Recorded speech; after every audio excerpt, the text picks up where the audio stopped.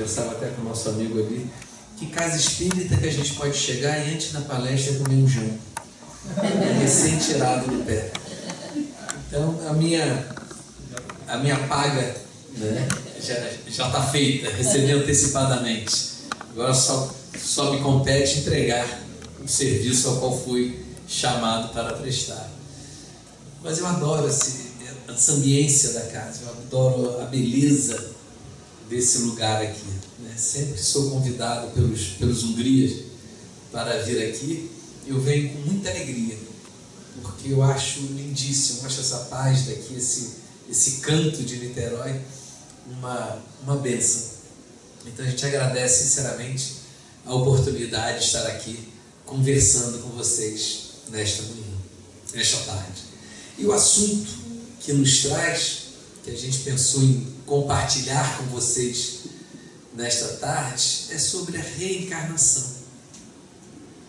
É tão espetacular a gente conseguir compreender a lei de Deus através da reencarnação. Aliás, Chico Xavier dizia que sem a ideia da reencarnação, até a justiça divina ficaria comprometida. Porque, de fato, a gente entender a justiça de Deus, circunscrita a 60, 70, 100 anos de vida, é muito complicado. Não dá, não cabe dentro do raciocínio a gente entender tanta diversidade, vamos usar uma expressão assim, tanta diversidade de sortes espalhadas para todos, sem compreender que existe um objetivo maior, que existe uma razão maior, que existe um porquê. E nesse porquê a gente tem que ter cuidado. Nós espíritas temos um julgamento apressado. Quando a gente vê alguém passando por dificuldades, a gente corre para dizer, mas fez bobagem na outra encarnação. E não é assim. Às vezes a gente encontra uma pessoa em sérias dificuldades físicas, materiais, mentais, mas que não está aqui apenas expiando. Existe também um aspecto da prova, existe um aspecto provacional e existe também um aspecto missionário. A pessoa pode sofrer por missão. A gente lembra rapidamente, entre tantos casos, a gente lembra primeiramente do caso do cego de nascença lá do Evangelho de Jesus. Senhor, quem pecou? Foi ele ou foram seus pais? E aí, claro, nos dá a concepção de reencarnação. Um cego de nascença que tenha pecado só pode ter pecado antes de nascer, porque ele já nasceu com problema. Mas Jesus diz, nem ele nem seus pais. Isto aconteceu para que se cumprissem as profecias. Ele reencarnou com uma missão de ser curado por Jesus para cumprir a profecia. E eu penso que qualquer um de nós, antes de reencarnar, fala assim, Fábio, você quer ir na Terra, ficar cego durante 20, 23 anos e depois Jesus ir pessoalmente te curar? Eu quero. Essa oportunidade de estar frente a frente com Jesus, né? E o cego de nascença é uma passagem que eu acho belíssima, porque a primeira coisa que ele pediu ali a Jesus foi exatamente a situação da cura. Com saliva e lodo, Jesus cura aquele cego. Ele vai e não sabe quem o curou. Ele sabia que era Jesus, mas não sabia a fisionomia de Jesus. Ele vai lá, se banha, né, lava os seus olhos, e só no final do dia ele vai encontrar. Jesus pergunta se ele quer segui-lo, né? Ele diz, mas quem é você? Eu sou aquele que te curou. Então eu creio em Deus. Então assim, é muito bonito a gente ver em Céu e Inferno. Tem lá o caso de Espíritos Felizes, tem o Marcel. Kardec descreve que ele tinha uma deformidade física tão intensa, ele era tão deformado no seu aspecto, que o pé dele batia no pescoço. E aí pergunta para ele assim, ele desencarna com 8 para 10 anos, nessa faixa assim, Kardec não especifica, era uma criança que tinha entre 8 e 10 anos, é assim que ele fala. E o Marcel, quando desencarna, volta para dar uma mensagem. E diz que ele tinha vindo por missão, para poder, através do exercício da sua paciência, contagiar as outras pessoas. que as pessoas viam aquela criança sofrendo tanto e sofrendo tão bem diante dos desígnios de Deus, que as pessoas falam: como é que eu vou reclamar de mim se ele está daquele jeito? Ele era um professor de paciência, um professor de resignação, um missionário nesta tarefa. E quem olhasse precipitadamente falava: nossa, deve ter feito muita coisa errada na outra encarnação para nascer com tamanha deformidade. Então, uma precipitação de julgamento muito comum em nós espíritas, por conhecermos a reencarnação. A gente olhar: você tem esse problema? Usou mal a mão, usou mal o pé, usou mal a inteligência, e a gente já dá logo a sentença, quando na verdade aquilo pode ser um missionário que está ali, nós não sabemos por quê. A gente lembra, outro caso de reencarnação, a gente lembra do Tonho lá em Uberaba. O Tonho é uma figura de um aspecto bem lamentável, né? Ele era um morador de rua com uma deficiência mental muito intensa, uma afecção bucal que dava um odor extremamente desagradável na sua presença. No inverno frio de Uberaba rachava o seu lábio. Quando ele beijava o Chico, ele deixava 2 marcas de sangue em cada bochecha do Chico. E a gente queria, de certa forma, manter a distância do Tonho. Eu era muito criança e aquilo me causava, de fato, uma estranheza muito grande. Aí um dia o Tonho desencarna e o Chico diz: Jesus veio pessoalmente à Terra buscar Tonho. Aí todos aqueles que queriam se afastar do Tonho quiseram se aproximar, mas não dava mais, ele já estava noutra dimensão. Então o Tonho foi alçado à condição de santo da noite para o dia, com uma frase do Chico. Todo mundo parou para refletir: por que eu não fiquei mais perto do Tonho? E quem sabe eu estivesse mais perto de Jesus. Então é o nosso julgamento, e a gente olhava Tonho e achava: nossa, o que ele deve ter feito? Deve ter sido um rei que fez muita maldade, que usurpou muitos reinos. E na verdade ele estava aqui exercitando o último vestígio que tinha dele de humildade para alçar a mundos melhores. Então a reencarnação é, acima de tudo, uma escola. Estarmos aqui na Terra é um grande aprendizado para todos nós. Ninguém, está lá no Evangelho de João, capítulo 3, versículo 3, né? Quando diz que Nicodemos foi procurá-lo, era um fariseu, culto, estudioso, profundamente estudioso da lei, e pergunta: o que eu preciso para ir para o reino dos céus? E Jesus diz: ninguém consegue ir ao reino dos céus se não nascer de novo, se não reencarnar, porque nós precisamos dessa oportunidade para vivenciarmos de fato tudo aquilo que a lei de Deus nos impõe a aprender. A gente sabe que o espírito pode evoluir na erraticidade também, no período entre uma encarnação e outra. Nós podemos evoluir no mundo espiritual. Está aí a obra espírita nos revelando tantas passagens como isso. Se a gente for pegar de nosso lar até a vida continua, a gente vai ver o quanto André Luiz aprendeu naquela trajetória toda. É claro que a gente aprende, mas vir à Terra, o impacto desse aprendizado é como se fosse é muito forte na nossa mente o que nós passamos aqui na Terra. Assim, o espírito, nós aqui encarnados, nós sofremos por 3 anos, 5 anos, e nós aprendemos alguma coisa. Às vezes a gente tem uma doença muito séria, e durante o tratamento daquela doença a gente reflete tanto na grandiosidade da vida, nos valores da vida, e a gente se torna uma pessoa melhor. Em 3, 5 anos a gente consegue modificar isso. E a gente vê espíritos no mundo espiritual há 300 anos e continuam errando. Porque o fato de estarmos encarnados, a matéria exerce uma força tão grande sobre nós, que também nos auxilia nessa compreensão. Estar encarnado não é uma coisa fácil. Pelo contrário, é bem difícil estarmos encarnados.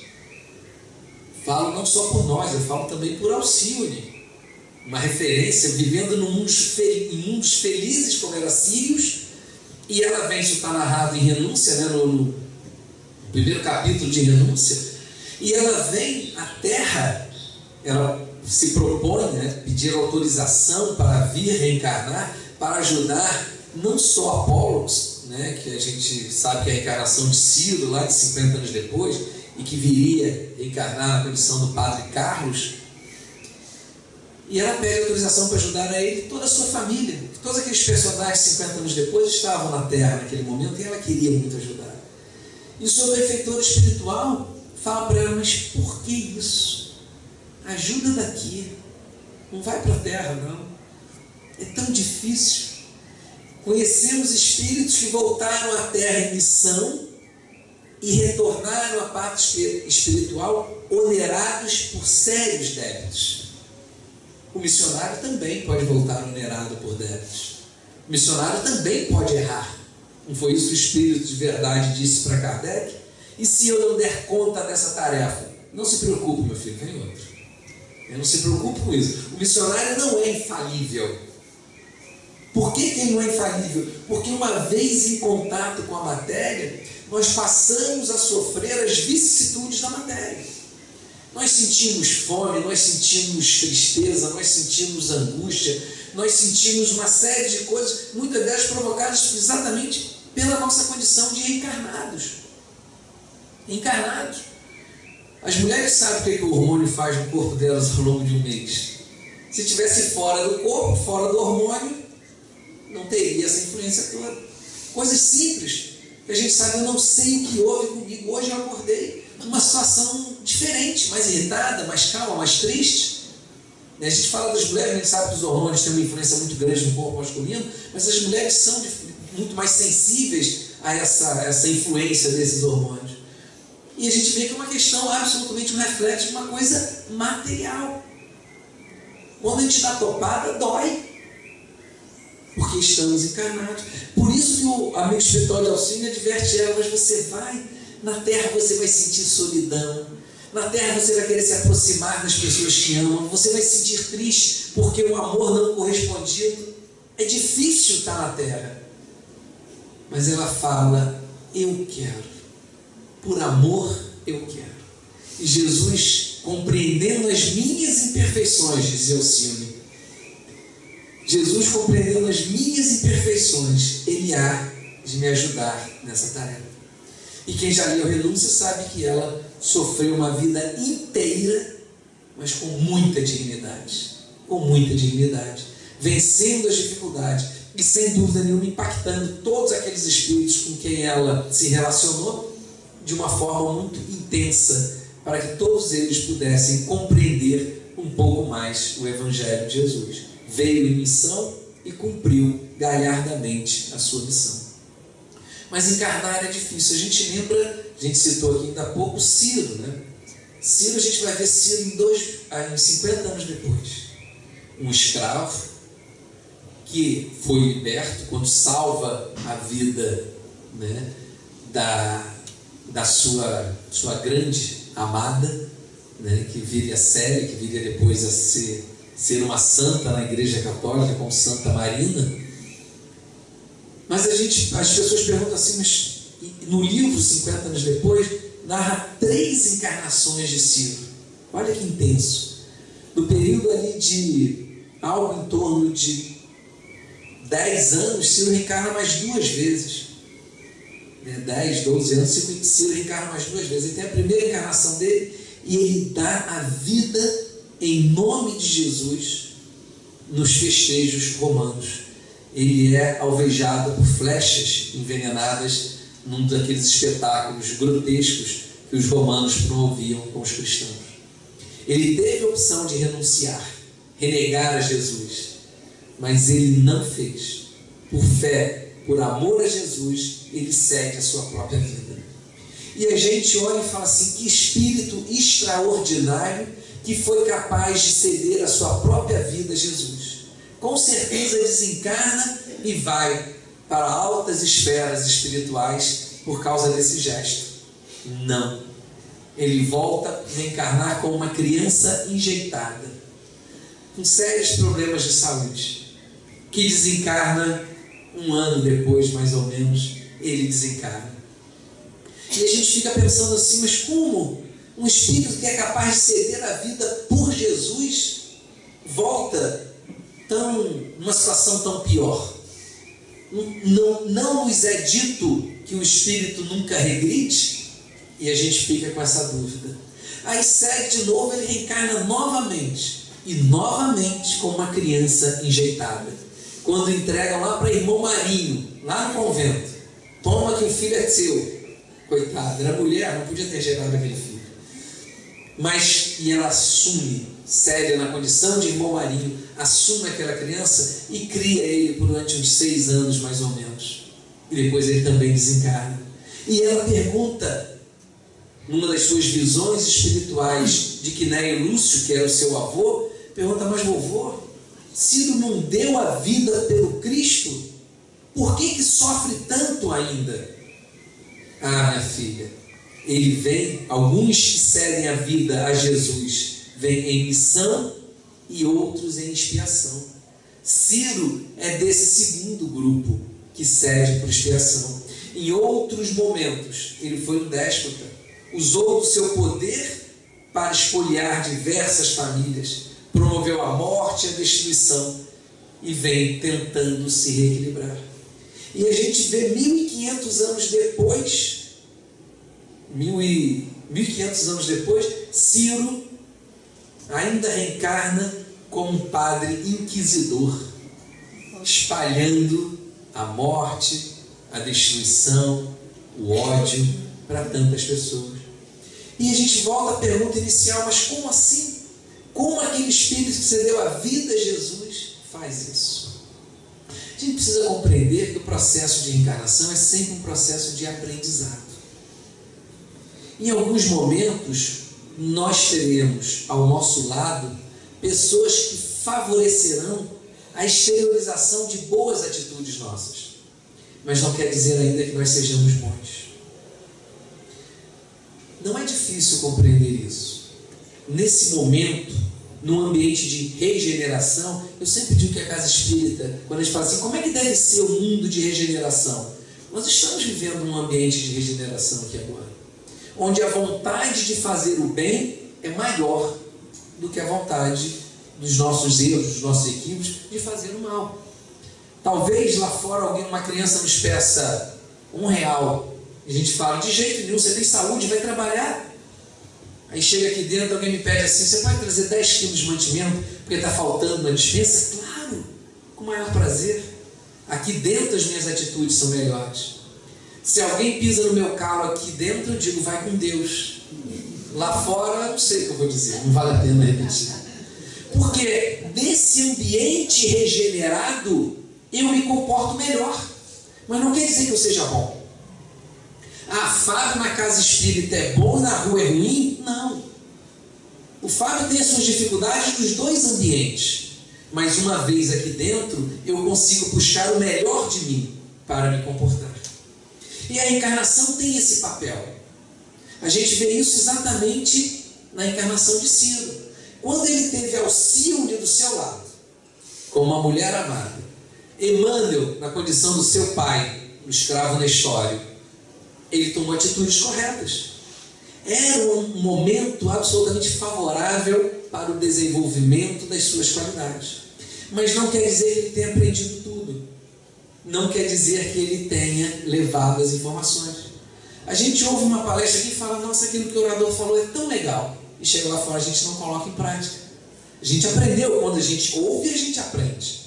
Mas a gente ainda não apreendeu. Aquilo ainda não é natural para a gente.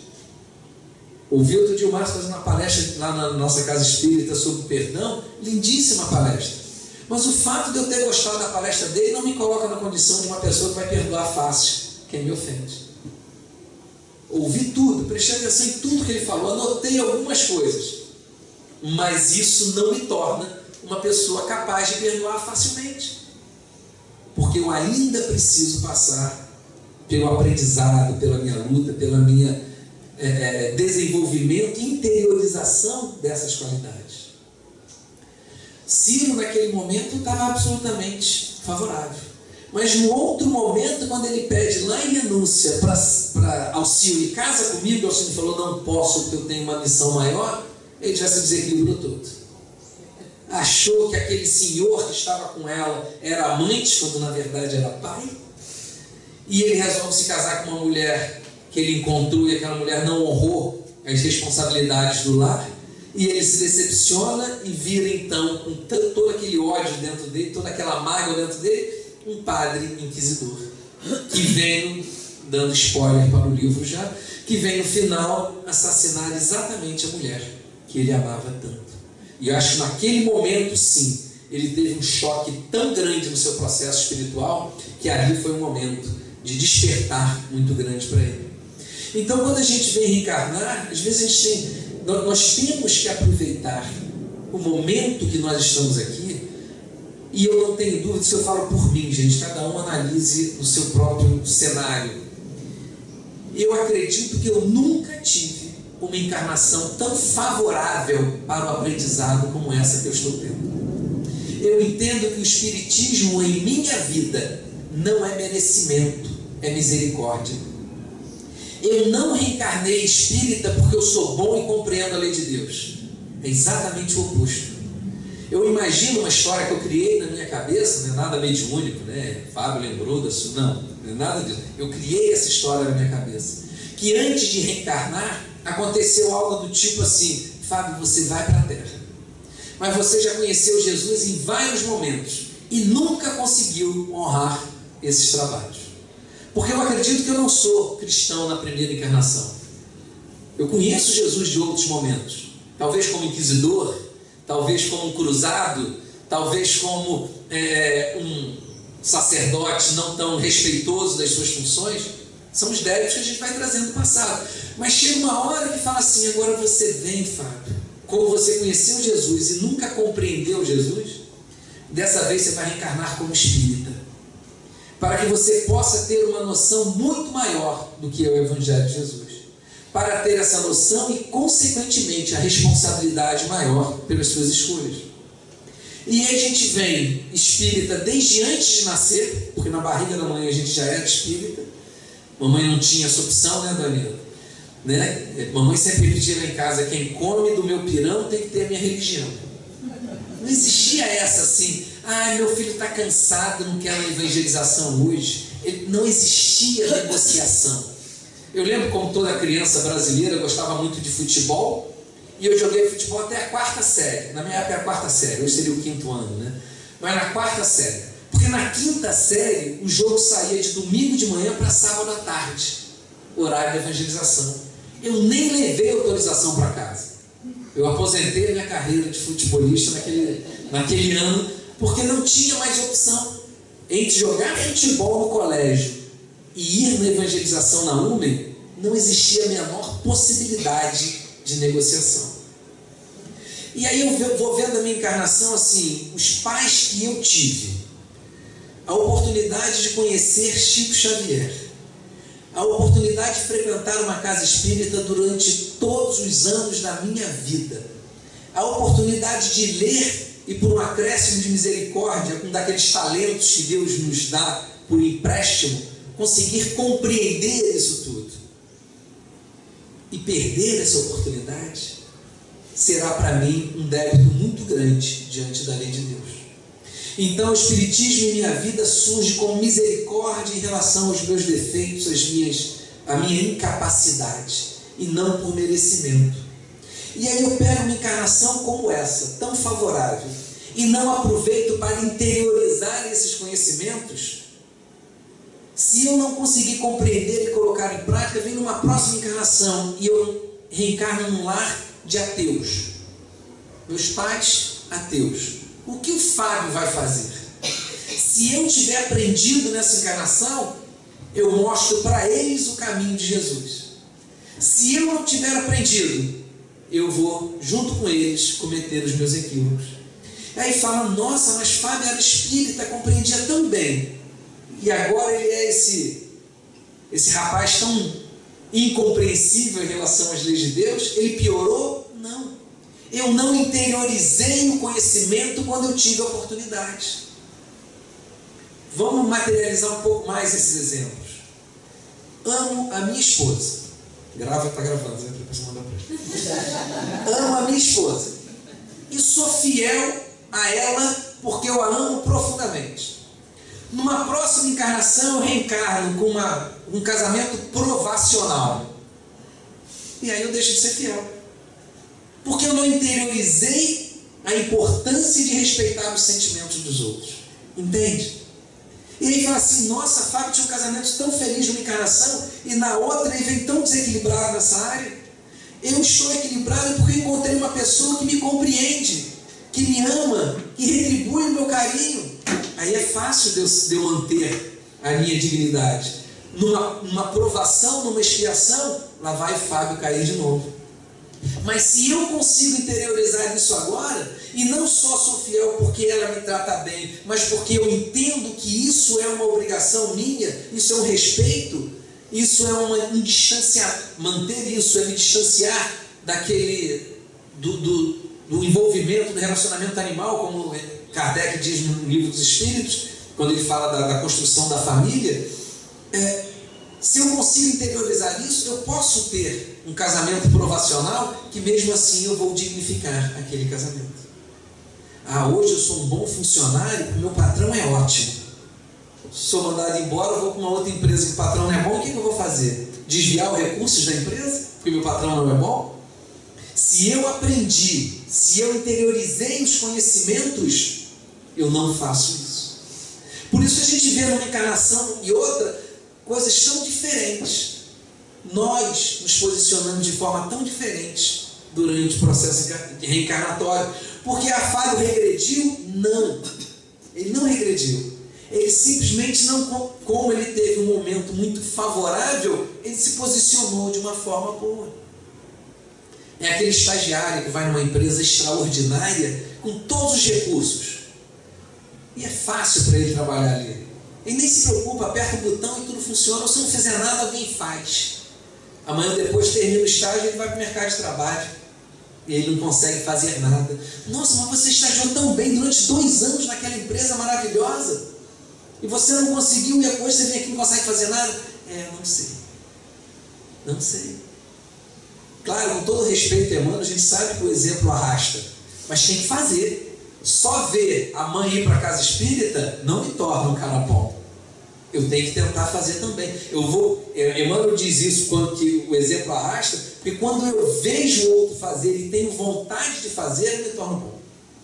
Eu começo a praticar aquilo.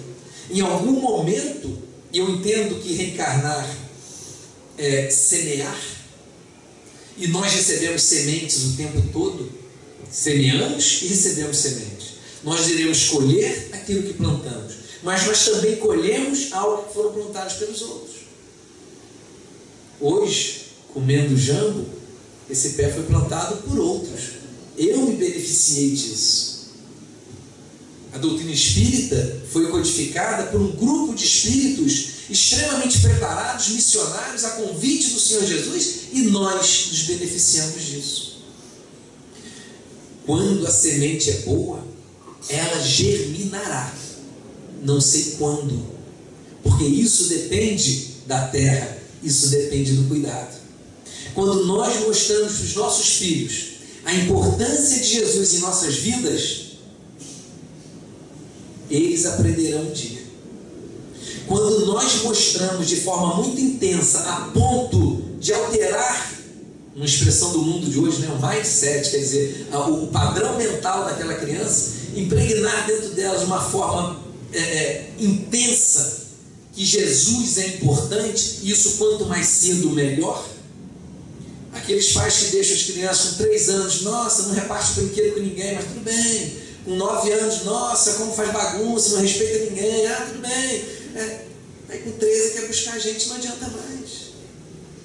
É a hora. Mamãe deu uma mensagem, e a gente fala com muito carinho disso. Ela deu uma mensagem uma vez, resumindo a mensagem é um pouco grande, que ela estava acompanhando um curso de espíritos que iriam reencarnar.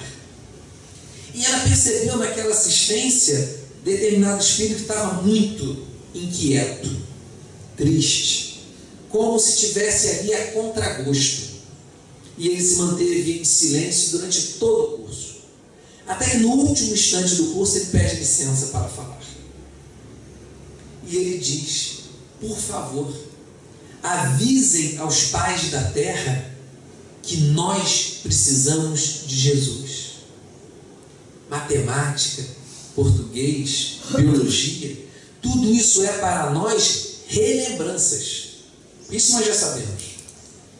Todos nós já estudamos matemática em outros momentos. Mas Jesus talvez seja o primeiro contato. Eu lembro com muita clareza, lá na nossa casa espírita, quando meu filho era pequeno, eu digo em torno de uns 4 anos talvez, tinha aquela coisa de levar amiguinho para casa para dormir, né? Agora os nossos filhos querem ir para casa dos outros dormir, assim, a gente não sabe nem quando volta, né? Mas assim, 4 aninhos, levava, e sexta-feira saía da escola, é a hora preferida para levar, porque não quer ficar longe dos amigos no final de semana inteiro. Então, papai, deixa eu levar meu amigo para casa, tá ok. Leva, ia ler para casa, dormia, acordava no dia seguinte, almoço, e de tarde é a nossa evangelização lá na casa. E vai todo mundo, o pacote completo, né? Então levava o amiguinho dele. Primeira vez que o garoto foi lá na casa espírita, eu fiquei impressionado, quase assim, queria ter um filho assim. Primeiro dia que ele foi tomar passe, sentou, pôs a mãozinha, fechou o olho no estado de concentração, invejável. Que garoto extraordinário. O garoto tinha uma sensibilidade que ele chegava numa casa de festa, na hora que ele punha o pé assim e falou: aqui eu não entro. E não entrava, você tinha festa de criança, aquela animação toda, não entro. Porque ele sentia que a vibração ali não estava boa. Isso eu presenciei, era amigo do meu filho, isso aconteceu comigo aqui em Itaipu, e voltei para Santa Rosa para levar a criança para voltar na festa. Aí foi uma vez, 2, 3, a mãe dele me liga: olha, deixa eu te falar uma coisa, eu tenho muito medo desse tal espiritismo. Não, mas não tem nada, não me interessa, eu não quero que meu filho vá lá de novo. Senhora, fica à vontade, mas se ele dormir lá em casa, você tem que pegar ele antes do almoço. Eu não vou deixar teu filho sozinho em casa, e eu também não vou deixar de ir porque você tem medo. Não se preocupe, meu filho não vai mais dormir na sua casa, é uma pessoa muito firme, assim, uma educação muito forte. E ok, continuamos amigos, continuamos nos encontrando e tal. Um dia ela me liga, o garoto estava com 13 anos. Fábio, meu filho é ateu. O que eu faço agora? Você consegue levá-lo lá na casa espírita? De jeito nenhum, ele não admite mais de forma alguma qualquer tipo de religião. Então vá você, né? Através do seu exemplo você vai contagiar o seu filho. A mãe frequenta até hoje, muito assídua, mas o garoto nunca mais foi. Nunca mais foi. E ainda é ateu. Com 21 anos agora é ateu. Então a gente vê assim, quando a gente lembra de Jesus, né, dizendo para as pessoas assim, a multidão envolvendo Jesus e as crianças fazendo uma grande algazarra, e os apóstolos começam a querer tirar aquelas crianças de perto, porque Jesus ia pregar. Como é que é pregar com aquelas crianças fazendo tanto barulho, pulando de um lado para o outro, na beira de um lago? Criança na beira de um lago é tudo que quer, né? E aí, não, vamos tirar essas crianças daqui para não atrapalhar Jesus. Aí Jesus fala assim: deixai vir a mim os pequeninos, e não os impeçais. E a gente pensa se hoje não somos nós pais que estamos impedindo os nossos filhos de chegarem a Jesus. Mas hoje está muito quente, não vamos não. Hoje a praia está tão legal, vamos ficar aqui, a evangelização tem todo sábado. Hoje tem aniversário do seu primo. Como é que você vai faltar aniversário do teu primo?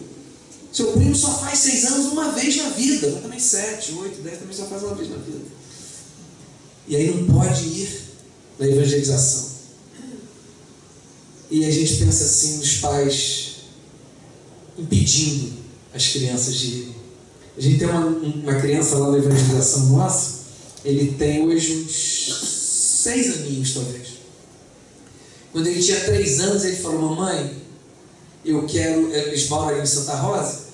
Mamãe, eu quero ir na casa de Jesus. Aí a mãe imediatamente foi na igreja do Salesiano, né? Passando ali perto. Ele entrou, a igreja do Salesiano é lindíssima, né? Ele entrou, olhou, mamãe, não é aqui. E ele estuda naquele colégio que tem exatamente na rua do Jeff, que é o Estação do Aprender, se me falha a memória. Então ele estava indo para a escola, de repente ele desgarra da mão da mãe e entra no grupo da fé.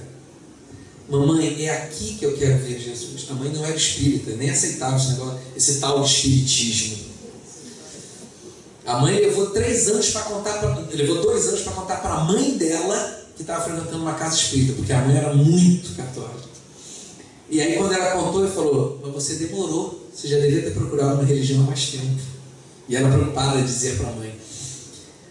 O garoto, e quem já conhece o Jeff, aqui tem algumas pessoas que conhecem, o Jeff não tem nenhuma ostentação de casa espírita, como aqui também. Quem passa pela rua não sabe que aqui dentro é uma casa espírita. Uma igreja sempre ostenta, né? De fora você sabe que aquilo é uma igreja. E aí ele entrou, aquele assim: aqui que eu quero. E até hoje está lá. A mãe feliz da vida, a mãe se encontrou também dentro do espiritismo, e a criança e levou o irmão mais velho, levou o pai, e a família toda hoje faz o culto do evangelho no lar, em casa. Porque a criança pediu. E a gente vê isso dentro de casa. Mamãe, hoje é dia da evangelização, eu quero ir na escolinha. Aí a gente atende sábado de manhã a comunidade do Cavalão lá. A gente atende a fazendinha domingo de manhã e sábado de manhã é Cavalão. E as mães dizem assim: nossa tio, desde 6 horas da manhã que está me acordando para vir para a escolinha. Só começa às 7h30, né? Desde 6 horas, eles querem ir na escolinha. E aí fala assim: não, hoje está chovendo, estou com preguiça. Aí a criança passa 1 semana, 2 semanas, perde o hábito e passa 10 anos e pronto. Já é difícil trazer. Então a reencarnação é um grande processo de aprendizado.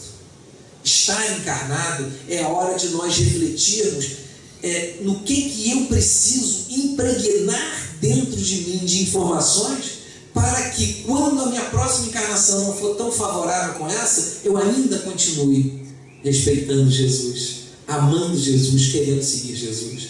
Que eu ainda possa colocar em prática os valores que eu aprendo dentro do cristianismo. E não seja só um envolvimento temporário daquele ambiente que eu estou. Então a gente tem que pensar nisso o tempo todo. O que eu preciso aprender? Eu sou honesto hoje porque o meu meio me permite ser honesto, mas se o meio for diferente, eu seria honesto ainda? Seria ótimo, parabéns, isso você já aprendeu. Aí eu perdoei porque eu assisti uma palestra do Márcio e me disse que eu tinha que perdoar e eu resolvi perdoar. Mas se na próxima encarnação eu não encarnar junto com o Márcio e ele não me ensinar de novo a perdoar, como é que eu faço? Eu tenho que interiorizar esse conhecimento.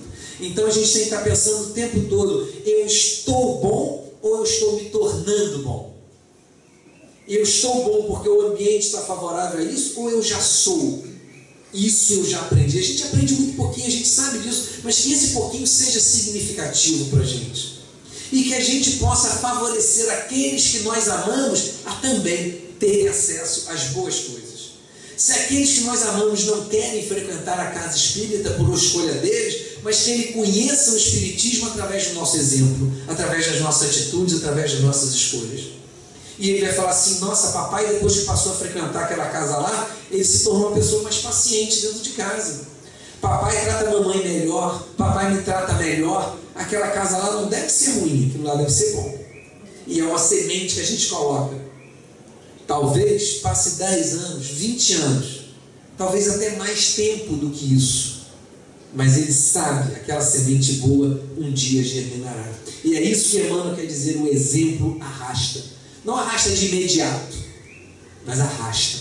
Porque o exemplo impacta a gente de uma forma tão intensa que a gente fala: eu quero aquilo para mim. E eu, para ter aquilo, eu preciso merecer aquilo. Merecer aquilo é a minha reforma íntima. Se eu quero aquela paz, eu preciso merecer aquela paz. E eu preciso cultivar a paz dentro de mim. E para isso servem todas as outras virtudes que a gente quer conquistar. Então a gente deixa essa reflexão na tarde, noite de hoje, exatamente dessa necessidade que nós temos, da gente não se conformar. Nós precisamos ser inconformados conosco mesmo. Então a gente se conforma assim: não, já sou muito bom, já vou na casa espírita 2 vezes por semana, já entrego os meus mantimentos lá para a obra do berço, para a doação das bolsas. Será que eu sou bom mesmo? Como é que é a minha atitude lá fora? Como é que é a minha atitude quando ninguém está olhando? Será que em algum momento a gente pode ficar sem ninguém olhar para nós, né? Como é que é isso? Será que eu aprendi de fato? Então a gente tem que ter nós temos que ser mais rigorosos conosco mesmo, um pouco mais indulgentes com os outros, mas mais rigorosos conosco mesmo.